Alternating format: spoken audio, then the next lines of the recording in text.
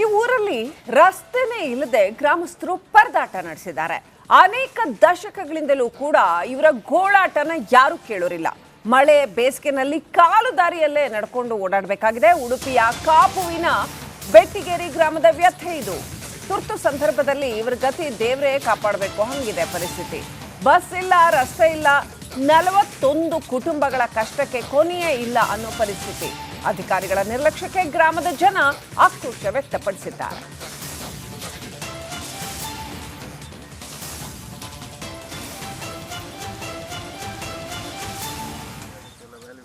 ನೋಡಿ, ಈ ತರ ಅಲ್ಲಿ ರಸ್ತೆನೇ ಇಲ್ಲ, ತೋಟದ ಮಧ್ಯೆ ಹೆಂಗೋ ಜಾಗ ಮಾಡ್ಕೊಂಡು ನಡ್ಕೊಂಡು ಹೋಗಬೇಕು, ಇಷ್ಟೇ ಇರೋದು ಹೋಗೋದಕ್ಕೆ. ಇಂಥ ನೂರಾರು ಗ್ರಾಮಗಳಿದ್ದಾವೆ ಉಡುಪಿ, ದಕ್ಷಿಣ ಕನ್ನಡ ಹಾಗೂ ಮಲೆನಾಡು ಭಾಗಗಳಲ್ಲಿ. 44 ಕುಟುಂಬಗಳಿಗೆ ಕನೆಕ್ಟಿವಿಟಿನೇ ಇಲ್ಲ, ಅಬ್ಸಲ್ಯೂಟ್ಲಿ ನೋ ಕನೆಕ್ಟಿವಿಟಿ. ಹಿಂಗೆ ನಡ್ಕೊಂಡು ಬರಬೇಕು, ಹೋಗಬೇಕು, ವೆಹಿಕಲ್ಲೇ ಹೋಗಲ್ಲ ಅವ್ರ ಊರಿಗೆ. ಇಂಥ ಪರಿಸ್ಥಿತಿ. 2 ವೀಲರ್ ಹೋಗೋಕ್ಕೆ ಹೆಂಗೋ ಒಂದು ಸಣ್ಣ ಕಾಲು ದಾರಿ ಇದೆ, ಅದು ಎಷ್ಟರ ಮಟ್ಟಿಗೆ ಸರಿಯಾಗಿದೆ ಗೊತ್ತಿಲ್ಲ.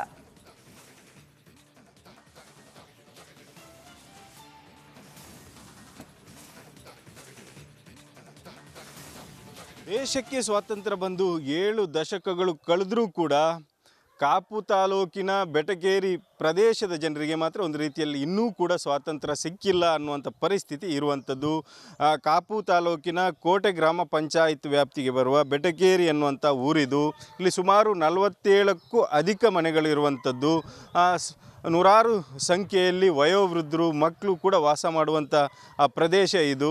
ಆದರೆ ಯಾವುದೇ ರೀತಿಯ ಮೂಲಭೂತ ಸೌಕರ್ಯಗಳು ಒಂದು ಕಡೆ ಇಲ್ಲ ಅಂತ ಹೇಳಿದರೆ, ಇನ್ನೊಂದು ಕಡೆ ಅವರಿಗೆ ಹೋಗೋದಕ್ಕೆ ಸರಿಯಾದ ದಾರಿನೇ ಇಲ್ಲ ಅನ್ನುವಂಥದ್ದನ್ನು ನಾವು ಗಮನಿಸಬೇಕು. ಯಾಕಂದರೆ ಇಷ್ಟು ವರ್ಷಗಳಾದರೂ ಪಂಚಾಯಿತಿಗಳು ಇದ್ದರೂ, ಸ್ಥಳೀಯ ಬೇರೆ ಬೇರೆ ಆಡಳಿತ ವರ್ಗಗಳು ಇದ್ದರೂ ಕೂಡ ಯಾವುದೂ ಕೂಡ ಇವರ ಪ್ರಯೋಜನಕ್ಕೆ ಬಂದಿಲ್ಲ ಅನ್ನುವಂಥದ್ದು. ಸುಮಾರು 47 ಮನೆಗಳು ಈ ಭಾಗದಲ್ಲಿ ಇರುವಂಥದ್ದು. ಮಳೆಗಾಲ ಅಂತ ಬಂದರೆ ಯಾವುದೇ ಊರಿಗೆ ಸಂಪರ್ಕ ಇಲ್ಲದೆ ಬದುಕುವಂಥ ಪರಿಸ್ಥಿತಿ. ಬೇಸಿಗೆಯಲ್ಲೂ ಕೂಡ ಅಷ್ಟೇ, 1 ರಿಂದ 2 ಕಿಲೋಮೀಟರ್ನಷ್ಟು ಕಾಲು ದಾರಿಯಲ್ಲಿ ಗದ್ದೆಯ ಹುನಿಗಳ ಮೇಲೆ ನಡೆದುಕೊಂಡು ಹೋಗುವಂಥ ಪರಿಸ್ಥಿತಿ ಈ ಭಾಗದ ಜನರದ್ದು. ಹಾಗಾಗಿ ಇವರು ಬೇರೆ ಬೇರೆ ಕಚೇರಿಗಳ ಬಾಗಿಲು ತಟ್ಟಿದ್ರು, ಪಂಚಾಯತ್ ಬಾಗಿಲು ತಟ್ಟಿದ್ರು, ಜಿಲ್ಲಾಡಳಿತದ ಬಾಗಿಲು ತಟ್ಟಿದ್ರು ಕೂಡ ಇವರ ಪಾಲಿಗೆ ಇನ್ನೂ ಕೂಡ ರಸ್ತೆ ಅನ್ನೋದು ಮರೀಚಿಕೆಯಾಗಿರುವಂಥದ್ದು. ಹಾಗಾಗಿ ಈ ಭಾಗದ ಜನರ ಬೇಡಿಕೆ ಇರುವಂಥದ್ದು, ನೀವು ನಮಗೆ ಏನೇ ಕೊಡದಿದ್ದರೂ ಪರವಾಗಿಲ್ಲ, ಒಂದು ರಸ್ತೆಯನ್ನು ಮಾಡಿಕೊಡಿ, ನಮ್ಮ ಮಕ್ಕಳು ಶಾಲೆಗೆ ಹೋಗಬೇಕು, ವಯೋವೃದ್ಧರನ್ನು ಹೊತ್ತುಕೊಂಡು ಆಸ್ಪತ್ರೆಗೆ ಸಾಗಿಸೋದಕ್ಕೆ ನಮ್ಮ ಹತ್ರ ಸಾಧ್ಯ ಆಗದಂಥ ಪರಿಸ್ಥಿತಿ ಇದೆ, ಒಂದು ವಾಹನ ಕೂಡ ಬರೋದಕ್ಕೆ ಸಾಧ್ಯ ಆಗದಂಥ ಪರಿಸ್ಥಿತಿ ಇರುವ ಈ ಊರನ್ನು ಇನ್ನಾದರೂ ಒಂದಷ್ಟು ಉದ್ಧಾರ ಮಾಡಿ ಅನ್ನುವಂಥ ಬೇಡಿಕೆ ಈ ಭಾಗದ ಜನರದ್ದು. ಆದರೆ ಸರ್ಕಾರ ಅಥವಾ ಸ್ಥಳೀಯರು ಕೂಡ ಒಂದಷ್ಟು ಮನಸ್ಸು ಮಾಡಬೇಕಾಗ್ತದೆ. ಕೆಲವೊಂದು ಕಡೆ ಖಾಸಗಿ ಜಾಗಗಳು ಇರೋದು ಕೂಡ ಒಂದಷ್ಟು ತೊಡಕಿಗೆ ಕಾರಣ ಆಗಿರುವಂಥದ್ದು. ಪಂಚಾಯಿತು ಅಥವಾ ಸರ್ಕಾರ ಸ್ಥಳೀಯರನ್ನು, ಖಾಸಗಿ ಜಾಗ ಇರೋರನ್ನ ಮನವೊಲಿಸಿ ಈ ಭಾಗದ ಜನರಿಗೆ ಒಂದು ರಸ್ತೆಯನ್ನು ಮಾಡಿಕೊಡುವ ಕಡೆಗೆ ಗಮನ ಹರಿಸಬೇಕಿದೆ. ಯಾಕಂದರೆ ಗ್ರಾಮಕ್ಕೂ ರಸ್ತೆ ಆಗಬೇಕು ಅನ್ನುವಂಥ ಕನಸು ಕಂಡ ಪ್ರಧಾನಿಗಳು ಕೂಡ ನಮ್ಮಲ್ಲಿ ಆಗಿ ಹೋಗಿದ್ದರು. ಆದರೆ ಇನ್ನೂ ಕೂಡ ನಮ್ಮ ದೇಶದಲ್ಲಿ ಇಂಥ ಒಂದು ಪರಿಸ್ಥಿತಿ ಇದೆ. ಅದು ಕೂಡ ಮುಂದುವರಿದ ಜಿಲ್ಲೆ ಉಡುಪಿ ಅಂತ ನಾವು ಹೇಳ್ತೇವೆ, ಹೆಮ್ಮೆಯಿಂದ ಹೇಳ್ಕೊಳ್ತೇವೆ. ಇಂಥ ಉಡುಪಿ ಜಿಲ್ಲೆಯಲ್ಲೇ ಇಂಥ ಪರಿಸ್ಥಿತಿ ಆದರೆ ಇನ್ನು ಬೇರೆ ಜಿಲ್ಲೆಗಳ ಗತಿ ಏನು ಅನ್ನುವಂಥ ಪ್ರಶ್ನೆ ಕೂಡ ನಮ್ಮನ್ನು ಕಾಡ್ತದೆ. ಇಲ್ಲೇ ಸ್ಥಳೀಯರಾಗಿರೋದು ನಮ್ಮ ಜೊತೆಗಿದ್ದಾರೆ, ಯಾಕಂದರೆ ಅವರು ಸಾಕಷ್ಟು ವರ್ಷದಿಂದ ಇಲ್ಲಿ ಈ ಭಾಗದಲ್ಲಿ ವಾಸ ಮಾಡ್ತಾ ಇದ್ದಾರೆ. ಅವರನ್ನೇ ಮಾತಾಡಿಸುವ. ಸರ್, ಈ ಸಮಸ್ಯೆಯನ್ನು ಯಾರ ಬಳಿಗೂ ತಗೊಂಡೋಗಿಲ್ವಾ, ಅಥವಾ ಯಾವ ಕಾರಣದಿಂದ ಇನ್ನೂ ಕೂಡ ಇಲ್ಲಿ ಕಾಲು ದಾರಿಯೇ ಇದೆ, ರಸ್ತೆ ಆಗಿಲ್ಲ ಅನ್ನುವಂಥದ್ದು? ಸರ್, ನಾವು 25 ವರ್ಷದಿಂದ ಪಂಚಾಯತಿಗೆ ಅಲೆದಾಡ್ತಾ ಇದ್ದೇವೆ. ಎಲ್ಲ ಪ್ರಯತ್ನವೂ ನಾವು ಮಾಡಿದ್ದೇವೆ. ಕಳೆದ 5 ವರ್ಷದಿಂದ ಅಂತೂ ನಾವು ನಮ್ಮ ಕೆಲಸಕ್ಕೆ ರಜೆ ಹಾಕಿ ಪಂಚಾಯತಿಗೆ ಹೋಗೋದು, ಅಲ್ಲಿ ಕೇಳೋದು ಎಂತ ಮಾಡಬೇಕು. ಅವರು ಎಲ್ಲ ಡೀಟೇಲ್ಗೂ ಕೊನೆಗೆ ಹೇಳಿದರು, ನೀವೊಂದು ಲೆಟ್ರ್ ಕೊಡ್ತೇನೆ, ಅದರಲ್ಲೊಂದು ಸೈನ್ ಮಾಡ್ಕೊಂಡು ಬನ್ನಿ ಅಂತ ಹೇಳಿದರು.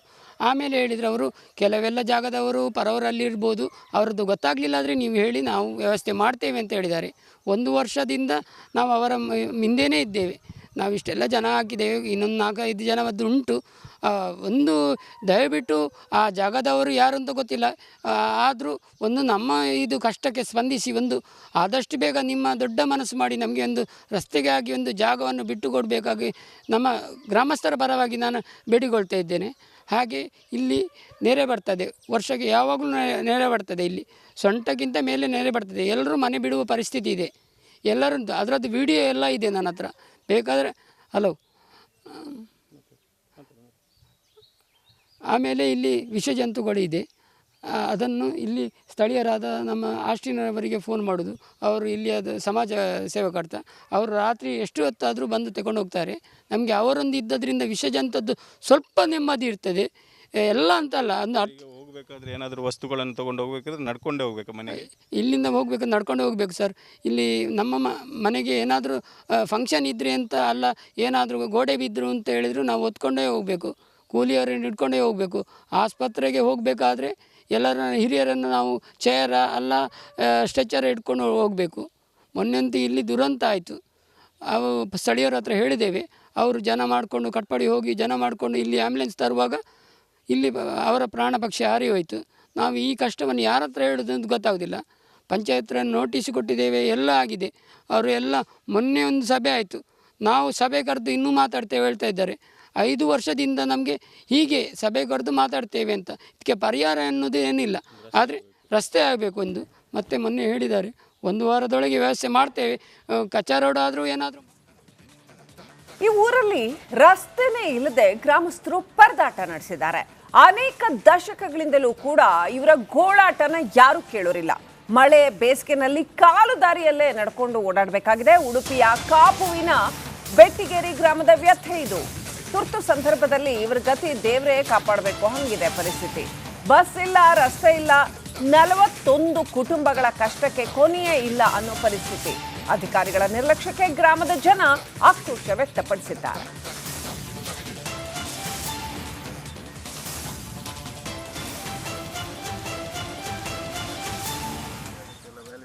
ನೋಡಿ, ಈ ತರ ಅಲ್ಲಿ ರಸ್ತೆನೇ ಇಲ್ಲ, ತೋಟದ ಮಧ್ಯೆ ಹೆಂಗೋ ಜಾಗ ಮಾಡ್ಕೊಂಡು ನಡ್ಕೊಂಡು ಹೋಗಬೇಕು, ಇಷ್ಟೇ ಇರೋದು ಹೋಗೋದಕ್ಕೆ. ಇಂಥ 100 ಗ್ರಾಮಗಳಿದ್ದಾವೆ ಉಡುಪಿ, ದಕ್ಷಿಣ ಕನ್ನಡ ಹಾಗೂ ಮಲೆನಾಡು ಭಾಗಗಳಲ್ಲಿ. 44 ಕುಟುಂಬಗಳಿಗೆ ಕನೆಕ್ಟಿವಿಟಿನೇ ಇಲ್ಲ, ಅಬ್ಸಲ್ಯೂಟ್ಲಿ ನೋ ಕನೆಕ್ಟಿವಿಟಿ. ಹಿಂಗೆ ನಡ್ಕೊಂಡು ಬರಬೇಕು, ಹೋಗಬೇಕು, ವೆಹಿಕಲ್ಲೇ ಹೋಗಲ್ಲ ಅವ್ರ ಊರಿಗೆ. ಇಂಥ ಪರಿಸ್ಥಿತಿ. 2 ವೀಲರ್ ಹೋಗೋಕ್ಕೆ ಹೆಂಗೋ ಒಂದು ಸಣ್ಣ ಕಾಲು ದಾರಿ ಇದೆ, ಅದು ಎಷ್ಟರ ಮಟ್ಟಿಗೆ ಸರಿಯಾಗಿದೆ ಗೊತ್ತಿಲ್ಲ.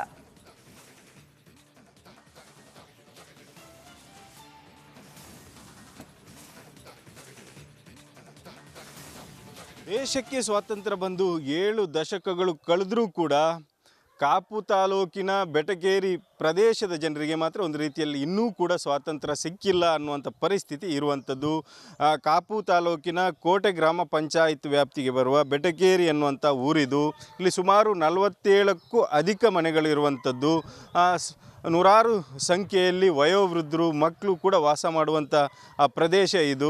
ಆದರೆ ಯಾವುದೇ ರೀತಿಯ ಮೂಲಭೂತ ಸೌಕರ್ಯಗಳು ಒಂದು ಕಡೆ ಇಲ್ಲ ಅಂತ ಹೇಳಿದರೆ, ಇನ್ನೊಂದು ಕಡೆ ಅವರಿಗೆ ಹೋಗೋದಕ್ಕೆ ಸರಿಯಾದ ದಾರಿನೇ ಇಲ್ಲ ಅನ್ನುವಂಥದ್ದನ್ನು ನಾವು ಗಮನಿಸಬೇಕು. ಯಾಕಂದರೆ ಇಷ್ಟು ವರ್ಷಗಳಾದರೂ ಪಂಚಾಯಿತಿಗಳು ಇದ್ದರೂ, ಸ್ಥಳೀಯ ಬೇರೆ ಬೇರೆ ಆಡಳಿತ ವರ್ಗಗಳು ಇದ್ದರೂ ಕೂಡ ಯಾವುದೂ ಕೂಡ ಇವರ ಪ್ರಯೋಜನಕ್ಕೆ ಬಂದಿಲ್ಲ ಅನ್ನುವಂಥದ್ದು. ಸುಮಾರು 47 ಮನೆಗಳು ಈ ಭಾಗದಲ್ಲಿ ಇರುವಂಥದ್ದು. ಮಳೆಗಾಲ ಅಂತ ಬಂದರೆ ಯಾವುದೇ ಊರಿಗೆ ಸಂಪರ್ಕ ಇಲ್ಲದೆ ಬದುಕುವಂಥ ಪರಿಸ್ಥಿತಿ.